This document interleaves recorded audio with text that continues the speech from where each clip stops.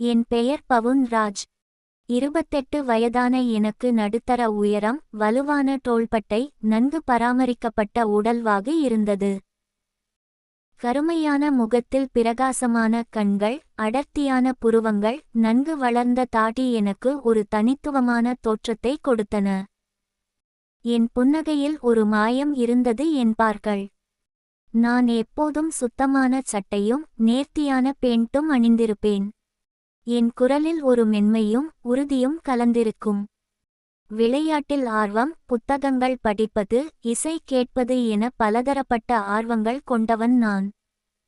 என் சித்தி பானுமதி அம்மாவின் தங்கை. அவளுக்கு 35 வயது.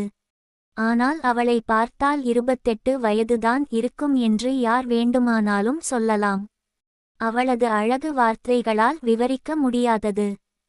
நீண்ட, அடர்த்தியான, அலையலையான கருமையான கூந்தல் அவள் இடுப்பு வரை வந்தது. அவள் அந்த கூந்தலை பின்னி விடும்போது அது ஒரு கயிறு போல அழகாக இருக்கும். சில சமயம் அவள் கூந்தலை திறந்து விட்டு வரும்போது காற்றில் அலையும் அந்த கூந்தலை பார்க்கவே ஒரு அழகு. அவளுடைய கண்கள் மிகவும் பெரியவை, மானின் விழிகள் போல. அந்த கண்களில் ஒரு கனிவு, ஒரு புரிதல், ஒரு கவர்ச்சி எல்லாம் கலந்து இருக்கும். அவள் சிரிக்கும்போது அந்த கண்கள் இன்னும் அழகாக மிளிரும். கன்னங்களில் குழிவுகள் விழும். உதடுகள் இயல்பாகவே இளஞ்சிவப்பு நிறத்தில் இருக்கும். மூக்கு நேர்த்தியாக அமைந்திருக்கும். நெற்றி விசாலமாக இருக்கும். அவள் உடல்வாகு மிகவும் கவர்ச்சிகரமானது. சரியான உயரம், நல்ல அமைப்பு, இடுப்பில் இயல்பான வளைவு. அவள் நடக்கும் விதம், பேசும் விதம், சிரிக்கும் விதம் எல்லாமே மிகவும் கவர்ச்சிகரமாக இருக்கும். அவள் எப்போதும் நல்ல புடவைகள் அணிவாள். சில நாட்கள் சுடிதார் அணிவாள். எதை அணிந்தாலும் அவளுக்கு நன்றாக இருக்கும். அவள் அணியும் வாசனை திரவியங்களின் மணம் மிகவும் இனிமையானது. ஆனால் அவளது உண்மையான அழகு அவளுடைய குணத்தில்தான் இருந்தது. அவள் மிகவும் அன்பானவள், பரிவுள்ளவள், எல்லோருக்கும் உதவி செய்பவள். அவள் பேசும் விதம் மிகவும் இனிமையானது. குரலில் ஒரு இசை இருக்கும். அவள் சொல்லும் ஒவ்வொரு வார்த்தையும் இதயத்தில் இருந்து வருவது போல இருக்கும். சித்திதான் எனக்கு வேலை வாங்கித் தந்தாள். அதற்காக அவள் பட்ட சிரமம் அளவிடற்கரியது. அவள் தன் மேலதிகாரியிடம் பலமுறை பேசினாள். என் சான்றிதழ்களை எடுத்துச் சென்று காண்பித்தாள். என்னை நேர்காணலுக்கு தயார்படுத்தினாள். நேர்காணலுக்கு முந்தைய நாள் இரவு 10 மணி வரை அவள் வீட்டில் என்னை உட்கார வைத்து சாத்தியமான கேள்விகளையெல்லாம் கேட்டு பயிற்சி கொடுத்தாள். நேர்காணல் நாளில் அவள் காலையிலேயே என் வீட்டிற்கு வந்தாள். ராஜ், இந்த சட்டை அணி. இது உனக்கு நன்றாக இருக்கும். நம்பிக்கையுடன் பேசு. உன்னால் முடியும் என்று என்னை உற்சாகப்படுத்தினாள். நேர்காணலுக்கு அவளும் என்னுடன் வந்தாள். வெளியே காத்திருந்தாள். நேர்காணல் முடிந்து நான் வெளியே வந்தபோது அவள் முகத்தில் கவலை தெரிந்தது. எப்படி போனது ராஜ் என்று கேட்டாள். நன்றாக போனது சித்தி என்றேன். அவள் நிம்மதி பெருமூச்சு விட்டாள். வேலை கிடைத்த நாள் அவள் வீட்டில் சிறிய கொண்டாட்டம் நடத்தினாள். சுவீட் வாங்கி வந்தாள். என் தம்பி இனிமேல் என் கூட வேலைக்கு வருவான் என்று பெருமையாக சொன்னாள். அன்று முதல் ஒவ்வொரு நாளும் அவள் எனக்கு எவ்வளவோ உதவிகள் செய்தாள். முதல் நாள் அலுவலகத்தில் எல்லோரையும் என்னை அறிமுகப்படுத்தினாள். இவர் என் தம்பி போன்றவர். இவருக்கு நல்லது செய்யுங்கள் என்று சொன்னாள். வேலையின் நுணுக்கங்களை எல்லாம் எனக்கு கற்றுக் கொடுத்தாள். ஒரு நாள் நான் ஒரு முக்கியமான வேலையில் தவறு செய்து விட்டேன். மேலதிகாரி என்னை கடிந்து கொண்டார்.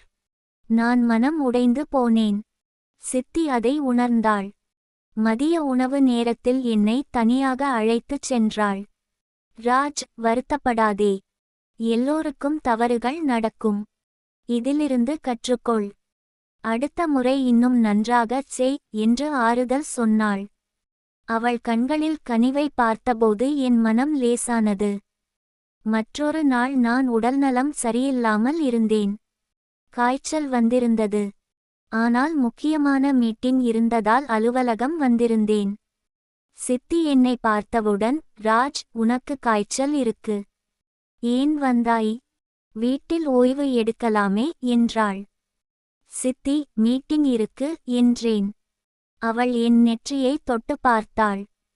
ரொம்ப சுடு இருக்கு. நீ இங்கே உட்கார். நான் மீட்டிங்கை கவனித்துக் கொள்கிறேன் என்று சொல்லி மீட்டிங்கில் என் சார்பாக என் கருத்துக்களை சொன்னாள். மாலையில் மருந்து மாத்திரைகள் வாங்கி வந்து கொடுத்தாள். நானும் அவளுக்கு பல உதவிகள் செய்தேன். அவள் கம்ப்யூட்டரில் வேலை செய்வதில் அவ்வளவு நன்றாக இருக்க மாட்டாள். நான் அதில் திறமையாக இருந்தேன். அவளுக்கு கடினமான வேலைகள் வரும்போது என்னிடம் உதவி கேட்பாள்.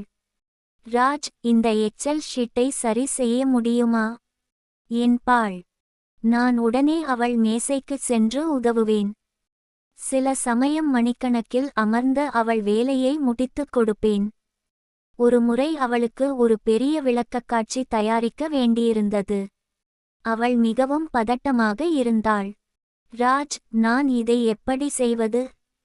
எனக்கு பவர்பாயிண்ட் நன்றாக தெரியாதே என்றாள். சித்தி, கவலைப்படாதே, நான் உதவுகிறேன் என்று சொல்லி 3 நாட்கள் அவளுடன் அமர்ந்து ஒரு அழகான விளக்கக்காட்சி தயாரித்தேன். அவள் அதை மேலதிகாரிகளிடம் சமர்ப்பித்தபோது எல்லோரும் பாராட்டினார்கள். அவள் என்னை பார்த்து சிரித்தாள். அந்த சிரிப்பில் நன்றி தெரிந்தது. அவள் குழந்தைகளின் பள்ளி சேர்க்கை, பள்ளி விழாக்கள், விளையாட்டுப் போட்டிகள் என பல விஷயங்களில் நான் உதவினேன். அவள் மகன் கணிதத்தில் பலவீனமாக இருந்தான். நான் வார இறுதி நாட்களில் அவனுக்கு கணிதம் கற்றுக் கொடுத்தேன். அவள் மகள் ஓவியத்தில் ஆர்வம் காட்டினாள். நான் அவளுக்கு ஓவியம் வரைய கற்றுக் கொடுத்தேன். சித்தி இதையெல்லாம் பார்த்து மகிழ்ந்தாள். ராஜ், நீ எங்கள் குடும்பத்தின் ஒரு அங்கம் என்பாள். நானும் சித்தியும் ஒவ்வொரு நாளும் காலையில் 7 மணிக்கு ஒன்றாக வேலைக்கு புறப்படுவோம். அவள் வீட்டு வாசலில் காத்திருப்பாள். நான் அவள் வீட்டு முன் வண்டியை நிறுத்துவேன். அவள் என் பைக்கின் பின் சீட்டில் அமர்வாள். அவளுடைய புடவையின் மணம், அவள் பயன்படுத்தும் வாசனை திரவியத்தின் மணம் என்னைச் சூழும். அவள் சில சமயம் என் தோளில் லேசாக கை வைப்பாள், சமநிலை காக்க. அந்த தொடுதலில் ஒரு இனிமை இருக்கும். வழியில் நாங்கள் பேசிக்கொண்டே போவோம். நேற்று மாலை நீ எங்கே போனாய் ராஜ்? நண்பர்களுடன் சினிமா பார்க்க போனேன் சித்தி. எப்படி இருந்தது? நன்றாக இருந்தது. உனக்கு பிடித்த நடிகர் நடித்திருந்தார். அடடா, அப்படியா? என்ன கதை என்று நாங்கள் பேசிக்கொண்டே போவோம். சில நாட்கள் அவள் எதுவும் பேசாமல் மௌனமாக இருப்பாள். என்ன சித்தி, ஏதாவது கவலையா என்று கேட்பேன். ஒன்றுமில்லை ராஜ், சர்ரு தலைவலி என்பாள். நான் உடனே வண்டியை நிறுத்தி, சித்தி, தலைவலி மாத்திரை சாப்பிட்டாயா?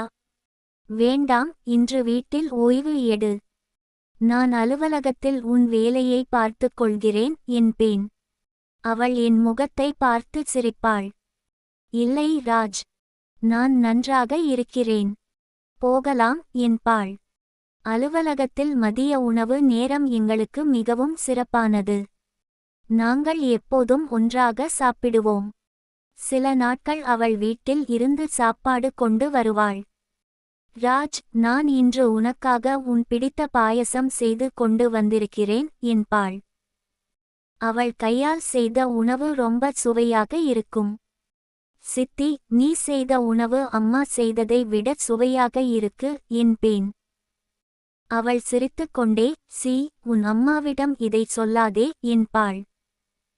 சில நாட்கள் நான் கேண்டீனில் இருந்து சாப்பாடு வாங்கி வருவேன். சித்தி, உனக்கு என்ன வேண்டும்? நான் வாங்கி வருகிறேன் என்பேன். எனக்கு சாதம் மற்றும் சாம்பார் போதும் ராஜ் என்பாள். நான் அவளுக்கு அதிகமாக வாங்கி வருவேன். அவள், இவ்வளவு யார் சாப்பிடுவது என்பாள். சித்தி, நீ ரொம்ப ஒல்லியாக இருக்காய். நன்றாக சாப்பிட வேண்டும் என்பேன். மதிய உணவு நேரத்தில் நாங்கள் நிறைய பேசுவோம். அவள் தன் குடும்பத்தை பற்றி, குழந்தைகளை பற்றி, தன் கனவுகளை பற்றி பேசுவாள். ராஜ், என் மகள் பெரியவளாகும்போது டாக்டராக வேண்டும் என்று விரும்புகிறாள். அவளுக்கு அந்த வாய்ப்பை கொடுக்க வேண்டும் என்பாள். அவள் கண்களில் கனவுகள் மிளிரும். நானும் என் எதிர்கால திட்டங்களை அவளிடம் பகிர்ந்து கொள்வேன். சித்தி, நான் இன்னும் 2 வருடங்களில் ஒரு பெரிய கம்பெனியில் வேலை பார்க்க வேண்டும். அதற்காக நான் இப்போது படித்துக் கொண்டிருக்கிறேன் என்பேன். அவள் என் கையை பிடித்து, ராஜ், நீ நிச்சயம் வெற்றி பெறுவாய். நான் உன்னை நம்புகிறேன் என்பாள். அவள் கண்களில் நம்பிக்கையை பார்க்கும்போது எனக்கு ஒரு புதிய சக்தி கிடைக்கும். மாலை நேரங்களில் வேலை முடிந்து திரும்பும்போது அவள் சில சமயம் சந்தைக்கு போக வேண்டும் என்பாள். ராஜ், நாம் சந்தைக்கு போகலாமா? காய்கறிகள் வாங்க வேண்டும் என்பாள். நான் அவளை சந்தைக்கு அழைத்துச் செல்வேன். அவள் காய்கறிகள் வாங்கும்போது நான் பைகளை பிடித்து கொண்டு நிற்பேன். அவள் கடைக்காரர்களுடன் விலை பேசுவாள். அந்த நேரத்தில் அவளை பார்ப்பதே ஒரு இன்பம். வார இறுதி நாட்களில் நான் அடிக்கடி சித்தி வீட்டிற்குச் செல்வேன். அவள் சமையலறையில் வேலை செய்யும்போது நான் அங்கு நின்று பேசுவேன். ராஜ், இந்த வெங்காயத்தை நறுக்கு என்பாள்.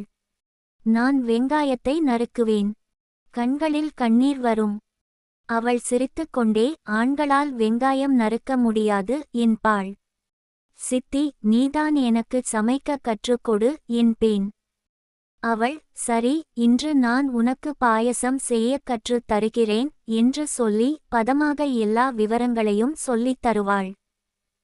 மாலை நேரங்களில் நாங்கள் சில சமயம் தோட்டத்தில் நடப்போம்.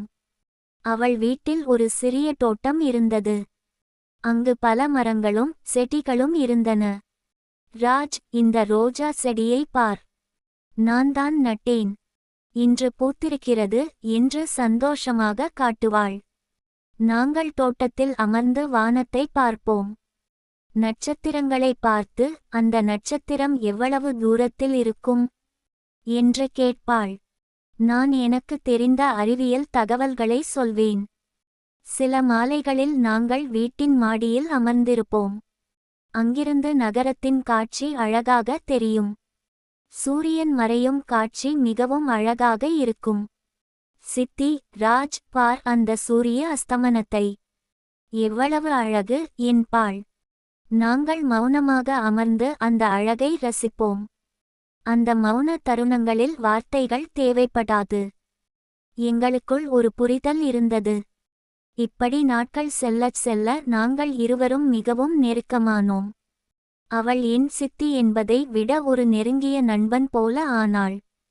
நான் அவளை உறவாக பார்ப்பதை விட ஒரு சிறப்பான நபராக பார்க்க ஆரம்பித்தேன். அவள் சிரிக்கும் சிரிப்பு, அவள் பேசும் விதம், அவள் நடக்கும் நடை, அவள் கூந்தலை சரி செய்யும் விதம் எல்லாமே என் மனதில் பதிய ஆரம்பித்தது. ஒரு நாள் சித்தப்பாவும் குழந்தைகளும் உறவினர் வீட்டு திருமணத்திற்கு வெளியூர் சென்றனர். சித்திக்கு அலுவலக வேலை இருந்ததால் அவள் செல்லவில்லை. அன்று மாலை நான் அலுவலக ஃபைல்களுடன் அவள் வீட்டிற்குச் சென்றேன். சித்தி, இந்த ஃபைல்களை சரிபார்க்க வேண்டும் என்றேன். அவள், வா ராஜ், உள்ளே வா என்றாள். நாங்கள் ஹாலில் அமர்ந்து வேலை செய்ய ஆரம்பித்தோம். நேரம் 6 மணி இருக்கும். வேலை முடிந்தது.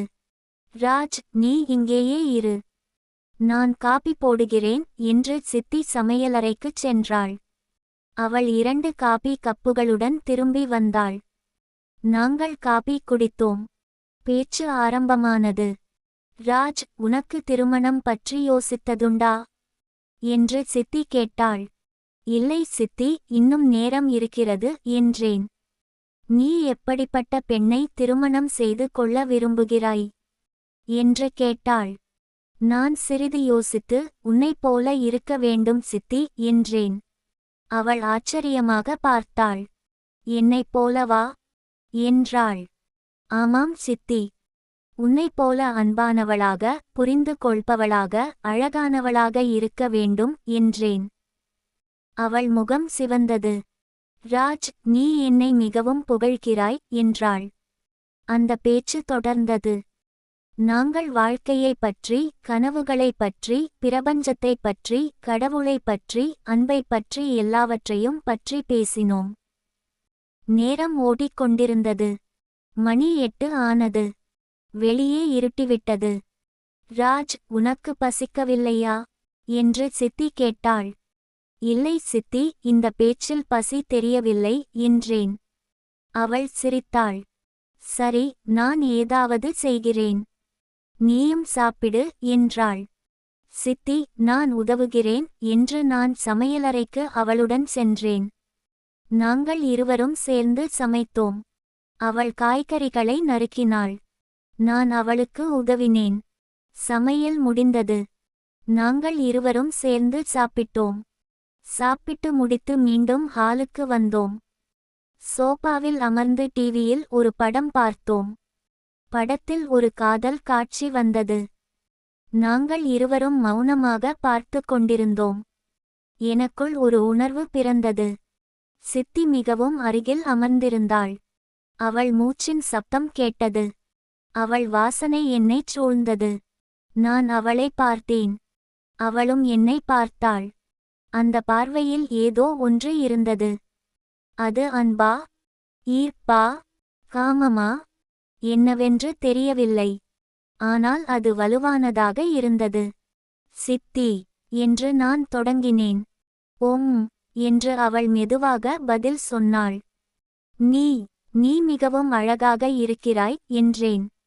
அவள் எதுவும் பேசவில்லை. ஆனால் அவள் என்னை விலகிச் செல்லவும் இல்லை.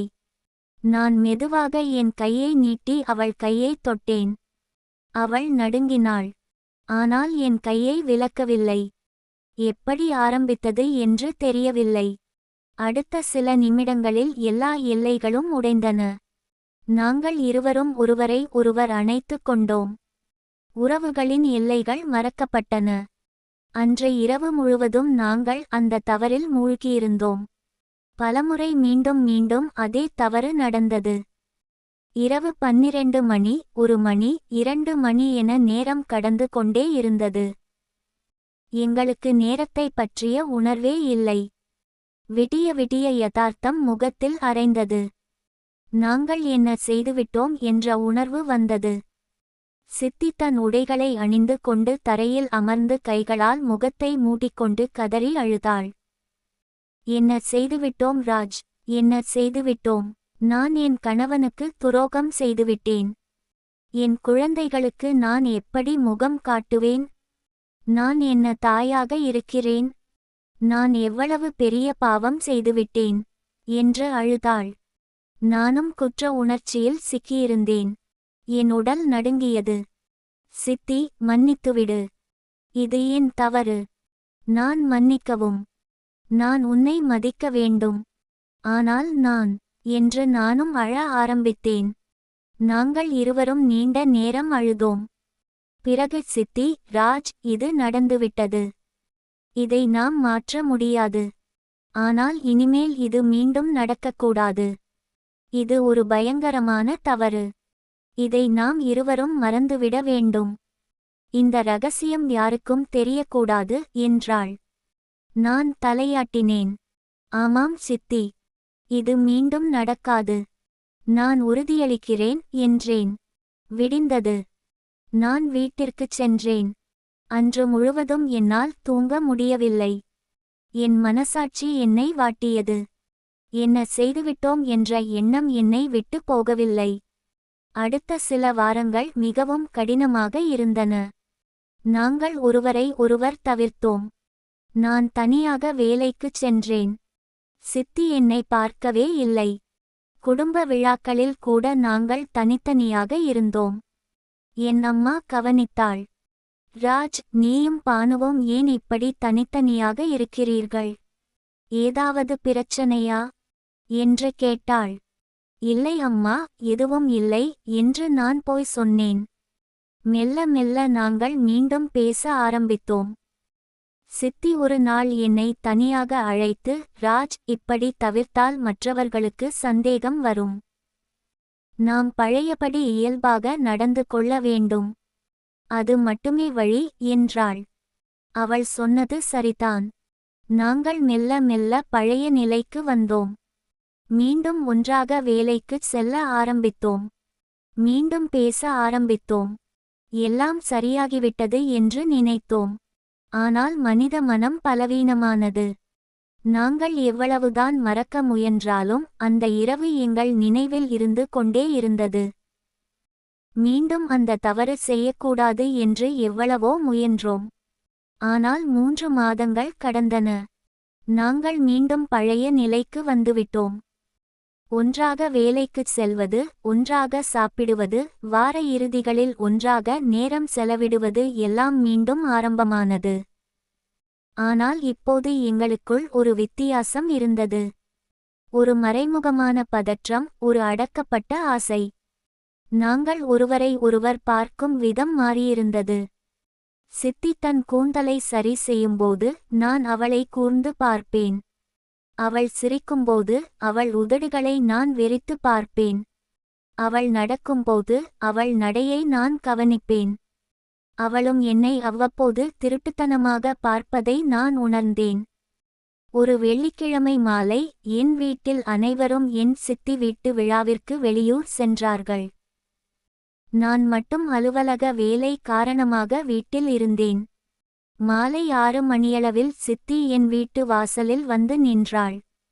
ராஜ், வீட்டில் இருக்கிறாயா என்று கூப்பிட்டாள். நான் கதவை திறந்தேன். ஆமாம் சித்தி, உள்ளே வா என்றேன். அவள் கையில் ஒரு பாத்திரம் இருந்தது. நான் உனக்கு சாப்பாடு கொண்டு வந்திருக்கிறேன். நீ தனியாக இருக்கிறாய் என்பதால் என்றாள். நன்றி சித்தி, உள்ளே வா என்று நான் அவளை உள்ளே அழைத்தேன். அவள் உள்ளே வந்து சமையலறையில் பாத்திரத்தை வைத்தாள். நாம் இருவரும் சேர்ந்து சாப்பிடலாமா என்றாள். நல்ல யோசனை சித்தி என்றேன். நாங்கள் இருவரும் சேர்ந்து சாப்பிட்டோம். சாப்பிட்டு முடித்து பாத்திரங்களை கழுவிவிட்டு ஹாலுக்கு வந்தோம். சித்தி, நீ இப்போது செல்லலாம். நேரம் ஆகிவிட்டது என்றேன். ஆனால் அவள், இன்னும் சிறிது நேரம் இருக்கிறேன் ராஜ். வீட்டில் யாரும் இல்லை. தனியாக சலிப்பாக இருக்கிறது என்றாள். நாங்கள் சோபாவில் அமர்ந்தோம். டிவி போட்டோம். ஒரு பாட்டு நிகழ்ச்சி ஓடிக்கொண்டிருந்தது. நாங்கள் பார்த்து கொண்டிருந்தோம். பேச்சு ஆரம்பமானது. ராஜ், அன்று நடந்ததை நீ மறந்துவிட்டாயா என்று சித்தி திடீரென்று கேட்டாள். நான் அதிர்ச்சியடைந்தேன். என்ன சித்தி, எதை மறப்பது என்று நான் தெரியாதவன் போல் கேட்டேன். நீ நன்றாக புரிந்து கொண்டாய் ராஜ். அன்று உன் வீட்டில் நாம் இருவரும் நடந்ததை. அவள் வார்த்தைகளை முடிக்கவில்லை. அவள் முகம் சிவந்திருந்தது. கண்களில் ஏதோ ஒன்று மின்னியது. சித்தி, அதை நாம் மறந்துவிட முடிவு செய்தோம் இல்லையா என்றேன் நான். என் குரல் நடுங்கியது. ஆமாம், நாம் மறக்க முடிவு செய்தோம். ஆனால் என்னால் மறக்க முடியவில்லை ராஜ் என்றாள் அவள். அவள் குரலில் ஏக்கம் தெரிந்தது. நான் என்ன சொல்வது என்று தெரியாமல் அமைதியாக இருந்தேன். அவள் தொடர்ந்தாள். ராஜ், நான் ஒரு மோசமான பெண் இல்லை. நான் என் கணவரை நேசிக்கிறேன். என் குழந்தைகளை நேசிக்கிறேன். ஆனால் உன்னுடன் இருக்கும்போது என்னால் விளக்க முடியாத ஒரு உணர்வு வருகிறது. இது தவறு என்று எனக்கு தெரியும். ஆனால் அவள் கண்களில் கண்ணீர் வழிந்தது. நான் என் கையை நீட்டி அவள் கண்ணீரை துடைத்தேன். சித்தி, அழாதே. இது நம் இருவரின் தவறு. ஆனால் நாம் இதை நிறுத்த வேண்டும் என்றேன். என்னால் முடியாது ராஜ் என்று அவள் கிசுகிசுத்தாள். அவள் என் கையை பிடித்தாள். அவள் தொடுதலில் மின்சாரம் பாய்ந்தது. சித்தி, இல்லை, நாம் இதை செய்யக்கூடாது என்று நான் பலவீனமாக எதிர்த்தேன். ஆனால் என் உடல் வேறு மொழி பேசியது. ராஜ், தயவுசெய்து இன்று இரவு மட்டும், பிறகு நாம் மீண்டும் இதை மறந்துவிடுவோம் என்று அவள் கெஞ்சினாள். அந்த கணத்தில் என் மனசாட்சி எனக்கு எச்சரித்தது. இதை செய்யாதே, இது பெரிய தவறு என்று ஒரு குரல் உள்ளே கூறியது. ஆனால் என் உடலின் ஆசை அந்த குரலை மூழ்கடித்தது. நான் அவள் முகத்தை என் கைகளில் பிடித்தேன். அவள் கண்களை பார்த்தேன். அந்த கண்களில் அதே ஆசையை நான் பார்த்தேன். சித்தி, நாம் என்ன செய்யப் போகிறோம் என்று கேட்டேன். ஒரு தவறு செய்யப் போகிறோம் ராஜ். ஆனால் என்னால் தடுக்க முடியவில்லை என்று அவள் கிசுகிசுத்தாள். அடுத்த கணம் நாங்கள் ஒருவரை ஒருவர் இறுக அணைத்துக் கொண்டோம். நாங்கள் மீண்டும் அந்த தடைகடந்த உறவில் மூழ்கினோம். இந்த முறை முதல் முறையை விட இன்னும் தீவிரமாக இருந்தது. நாங்கள் ஹாலில், படுக்கையறையில், எங்கு போனோம் அங்கெல்லாம் அந்த தவறு நடந்தது. மணிக்கணக்கில் நாங்கள் ஒருவரை ஒருவர் மறந்து அந்த தவறில் மூழ்கியிருந்தோம். இரவு 11 மணி ஆனது. நாங்கள் களைப்புடன் படுக்கையில் படுத்திருந்தோம். மெதுவாக யதார்த்தம் திரும்பியது. இந்த முறை குற்ற உணர்ச்சி முதல் முறையை விட குறைவாக இருந்தது. சித்தி என் மார்பில் தலை வைத்து படுத்திருந்தாள். ராஜ், இது மீண்டும் நடந்துவிட்டது என்றாள். அவள் குரலில் வருத்தம் இல்லை, ஒருவித திருப்தி மட்டுமே இருந்தது. ஆமாம் சித்தி என்றேன் நான். இப்போது என்ன செய்வது? இதை யாருக்கும் சொல்லக்கூடாது. இது நம் இருவரின் ரகசியம் என்றாள். ஆனால் சித்தி, இது தொடர்ந்தால் என்று கேட்டேன். அவள் என்னை பார்த்தாள். அவள் கண்களில் ஏதோ ஒரு முடிவு தெரிந்தது. ராஜ், இது தவறு என்று எனக்கு தெரியும். ஆனால் என்னால் உன்னை விட முடியவில்லை. இந்த உணர்வு, இது தவறானது, ஆனால் இது உண்மையானது. வாய்ப்பு கிடைக்கும் போதெல்லாம் நாம் சந்திப்போம். ஆனால் மிகவும் கவனமாக இருக்க வேண்டும் என்றாள். நானும் தலையாட்டினேன். அன்றிலிருந்து எங்கள் வாழ்க்கையில் ஒரு இரட்டை வாழ்க்கை ஆரம்பமானது. வெளியே நாங்கள் சாதாரண சித்தியும் மருமகனும். ஆனால் உள்ளே நாங்கள் தடை செய்யப்பட்ட காதலர்கள். வாய்ப்பு கிடைக்கும் போதெல்லாம் நாங்கள் சந்தித்தோம். என் வீட்டில் யாரும் இல்லாதபோது, சித்தி வீட்டில் யாரும் இல்லாதபோது நாங்கள் சந்தித்தோம். சில சமயம் மாடியில், சில சமயம் தோட்டத்தில், எங்கு தனிமை கிடைத்ததோ அங்கெல்லாம் நாங்கள் சந்தித்து அந்த தவறு செய்தோம். நாங்கள் மிகவும் கவனமாக இருந்தோம். யாருக்கும் சந்தேகம் வரக்கூடாது என்பதில் கவனமாக இருந்தோம். வெளியே எப்போதும் சாதாரணமாக நடந்து கொண்டோம். ஆனால் தனிமையில் நாங்கள் எல்லா கட்டுப்பாடுகளையும் விட்டுவிட்டோம். 6 மாதங்கள் இப்படி கடந்தன. நாங்கள் இன்னும் கவனமாக இருந்தோம். ஒரு வாரத்தில் 2 அல்லது 3 முறை சந்திக்க வாய்ப்பு கிடைக்கும். ஒவ்வொரு சந்திப்பும் மிகவும் தீவிரமாக இருக்கும். நாங்கள் ஒருவரை ஒருவர் பார்க்க ஆவலாக காத்திருப்போம். அலுவலகத்தில் நாங்கள் சாதாரணமாக நடந்து கொள்வோம். ஆனால் கண்களால் செய்திகளை பரிமாறிக் கொள்வோம். இன்று மாலை உன் வீட்டில் யாராவது இருக்கிறார்களா என்று என் கண்கள் கேட்கும். இல்லை, அனைவரும் வெளியே செல்கிறார்கள் என்று அவள் கண்கள் பதில் சொல்லும்.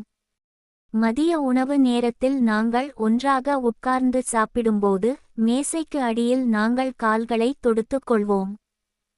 சக ஊழியர்கள் பார்க்கும்போது நாங்கள் சாதாரண உரையாடல் நடத்துவோம். ஆனால் உள்ளுக்குள் நாங்கள் வேறு உரையாடல் நடத்துவோம்.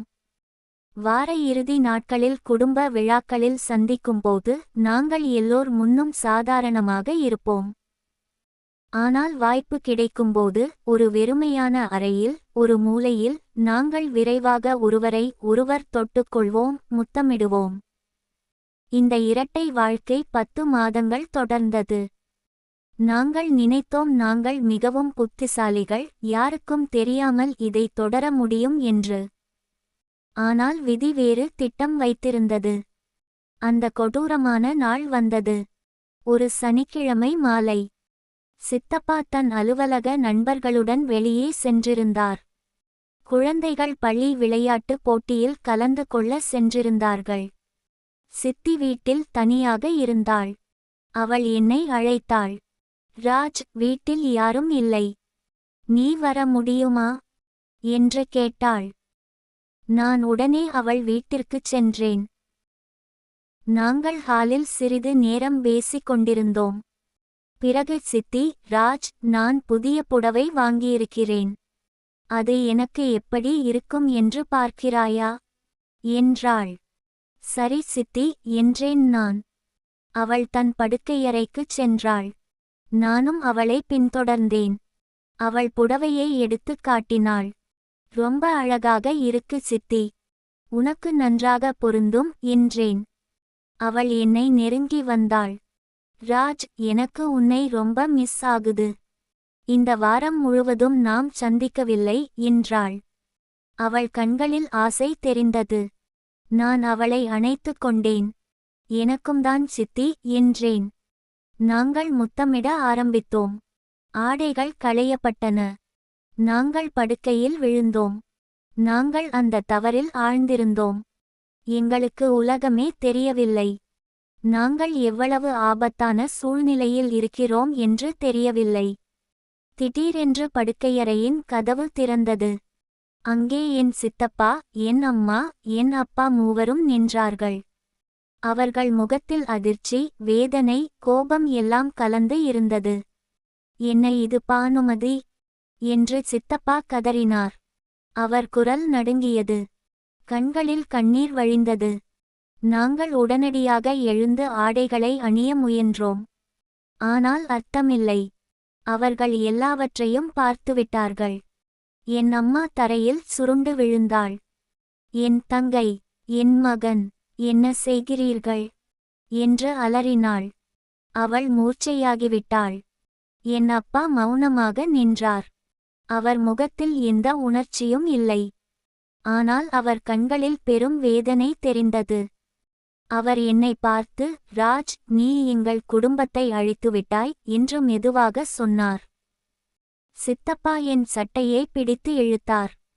நான் உன்னை என் மகன் போல நேசித்தேன். உனக்கு வேலை வாங்கித் தந்தேன். எல்லாவற்றிலும் உதவினேன். இதுதான் நீ எனக்கு தரும் பரிசா என்று கதறினார். அவர் என்னை தள்ளினார். நான் தரையில் விழுந்தேன். சித்தி மூலையில் குனிந்து அழுது கொண்டிருந்தாள். அவள் முகம் முழுவதும் கண்ணீர்.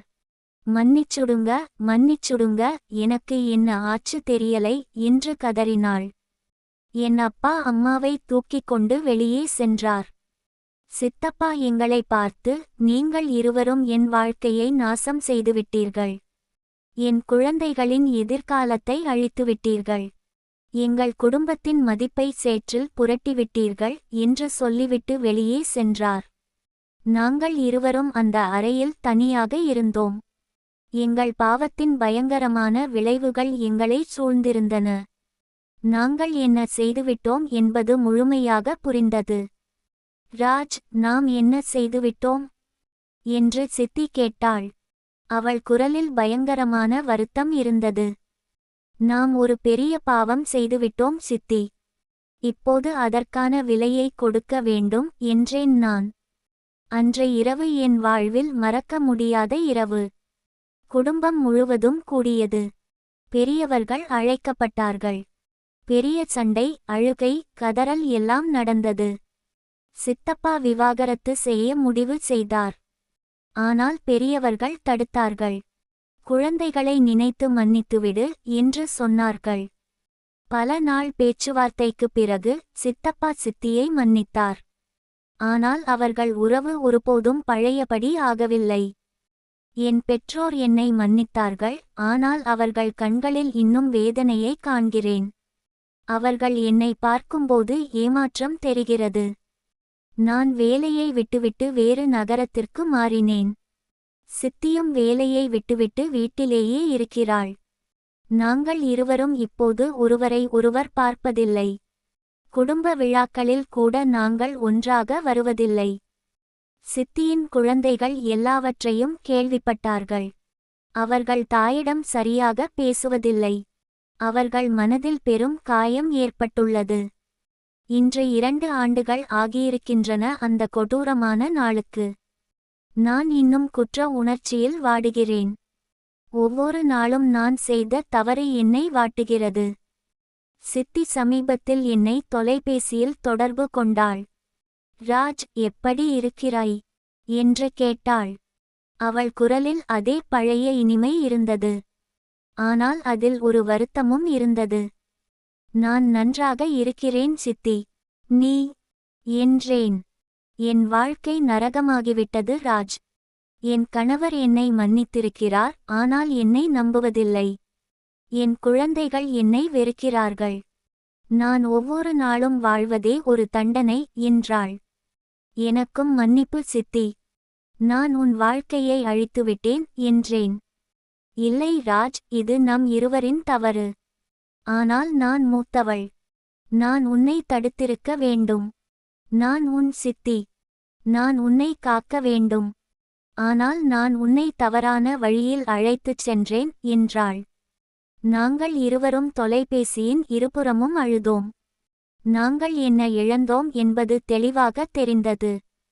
ஒரு குடும்பம், ஒரு அமைதியான வாழ்க்கை, மதிப்பு, மரியாதை எல்லாவற்றையும் இழந்துவிட்டோம். இன்று நான் இந்த கதையை சொல்வதற்குக் காரணம் உங்களுக்கு ஒரு செய்தி சொல்ல வேண்டும் என்பதற்காக. பவுன் ராஜ் போன்ற இளைஞர்களே, குடும்ப உறவுகளின் எல்லைகளை மதியுங்கள். உங்கள் சித்தி, அத்தை, மாமி, மாமா, அத்தான் என யாராக இருந்தாலும் அவர்கள் உங்கள் குடும்பம். அவர்களுடன் நெருக்கம் இருக்கலாம், ஆனால் அது புனிதமான, மரியாதையான நெருக்கமாக இருக்க வேண்டும்.